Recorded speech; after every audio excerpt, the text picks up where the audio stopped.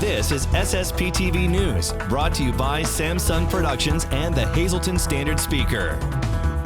Domestic violence continues to be a problem in our community even during a pandemic. Learn what help is out there from the Domestic Violence Service Center in Wilkes-Barre next. Hey everyone, happy Earth Day. Remember to take care of it and everybody living here as well. I'm proud Earth resident Ken Kara with today's information from SSPTV and the Hazleton Standard Speaker. 10 new deaths in Luzerne County were reported in Wednesday's COVID-19 statistics from the State Department of Health. The county has had 60 people die from COVID-19. No new deaths were reported in Schuylkill or Carbon counties. The state changed how COVID-19 deaths were reported this week to include probable cases as well as the confirmed cases. The number of COVID-19 cases went down in Carbon County, stayed the same in Schuylkill, and Luzerne County went up 15 cases from Tuesday's numbers. Right now, home is supposed to feel safe. Our homes are a sanctuary from everything happening with COVID-19, but for some, there is no peace. Tammy Rogers is the volunteer and education coordinator at the Domestic Violence Service Center serving Luzerne and Carbon counties. She says that the center is available 24/7 for those in need of help. The abusers now have another way of being able to control the victims. We're not seeing as many hotline calls that are, that come in. Usually we have over 500 calls, a month, and those calls have been really reduced. The problem is that the abusers are with the stay-at-home order. Everybody's staying at home, and the victims don't have the opportunity to get into a safe place to be able to call the hotline to find out what their options are. The abusers are controlling like hand sanitizer and disinfectants from the victim. They're also using the control factors of threatening that they're going to go out and get the COVID-19 and bring it home to the victim as well. A lot of people don't want to come out to the shelter because of the fact that our shelter is communal living. And a lot of times, you might run the risk of having to share a room with somebody who might have come in contact with the COVID-19, or even those people who may be elderly, or they might have health risks that they don't want to come out to a shelter because of the fact that they could contract the virus.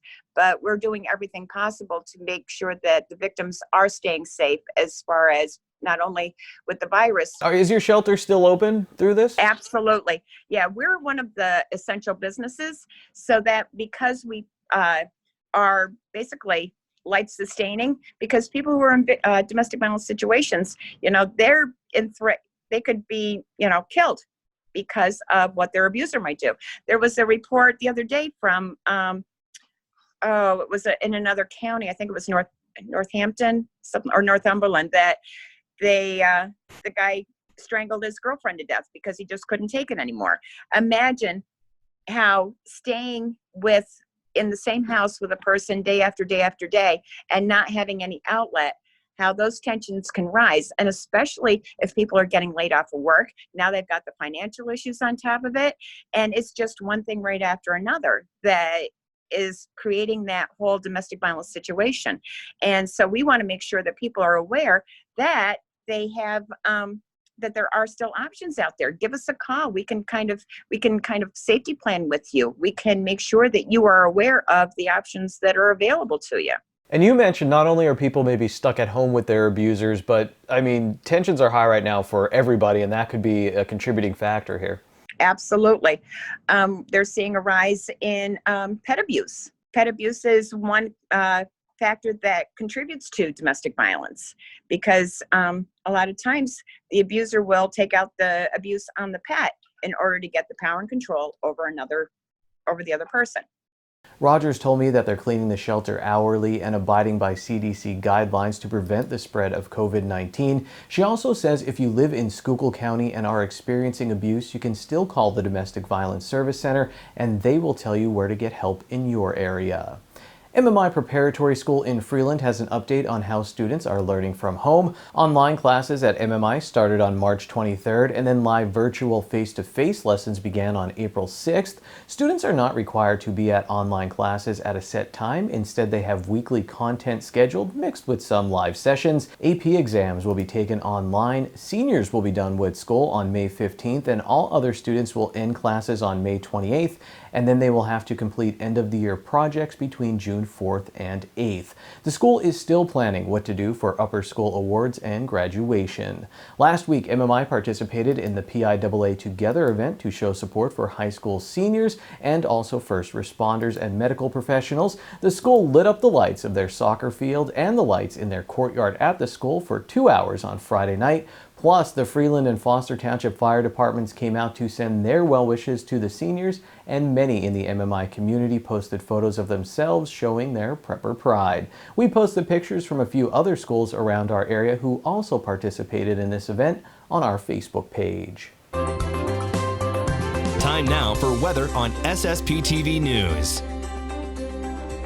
Rain moves into our area to end the work week and temperatures remain cool. Here's our forecast from the National Weather Service. Tonight, a 30% chance of snow, mainly after 5 a.m., partly cloudy with a low of 31 degrees, little or no snow accumulation expected. Then on Thursday, a 60% chance of snow before 9 a.m., then rain is likely, mostly cloudy with a high of 49. At night, we'll get down to 43 degrees with a 90% chance of rain. New rainfall amounts between 1/4 and 1/2 of an inch possible. Then on Friday, 70% chance of rain mainly before 2 p.m., mostly cloudy with a high of 49. Friday night, 30% chance of rain before 8 p.m., partly cloudy, low of 36. Saturday, a 30% chance of showers after 2 p.m., partly sunny, high of 54 degrees. Saturday night, 70% chance of rain, mostly cloudy with a low of 41. Same chance of rain on Sunday, cloudy with a high of 46. And then Sunday night, 50% chance of rain, mostly cloudy with a low of 37 degrees. Tamaqua area's Emma Kaczynski was named to the Pennsylvania Sports Riders girls basketball 4A All-State team. This is her second straight year being named to the All-State second team. Kaczynski piled up over 2,000 points during her career at Tamaqua. She helped the Lady Raiders make it to the District 11 semifinals this season, and they just missed out on a state playoff berth, losing in a play-in game. You can learn more about Kaczynski on the latest episode of Out of Left Field, airing now on SSPTV and available anytime at ssptv.com. Coming up, more local girls basketball as we take an in-depth look at Tom Sheeler's coaching career and his success with Monoy area. He stepped down earlier this month, and Kent Jackson has another exciting edition of Outdoor Exploring. And stay tuned next for an interesting feature on two people who became parents during this pandemic.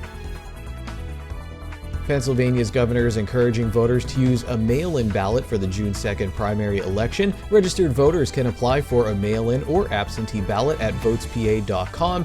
The deadline to apply is May 26th at 5 p.m.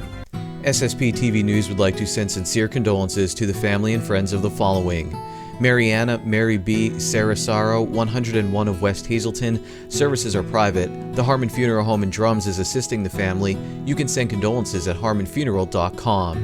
And Brenda M. Pauling, 68 of Fern Glen. Services are private. Arrangements are under the direction of the Harmon Funeral Home in Rock Glen. Condolences can be made at harmonfuneral.com. Tonight's social news has been brought to you by Harmon Funeral Homes and Crematory. For information, call 570-788-0977 or go to harmonfuneral.com.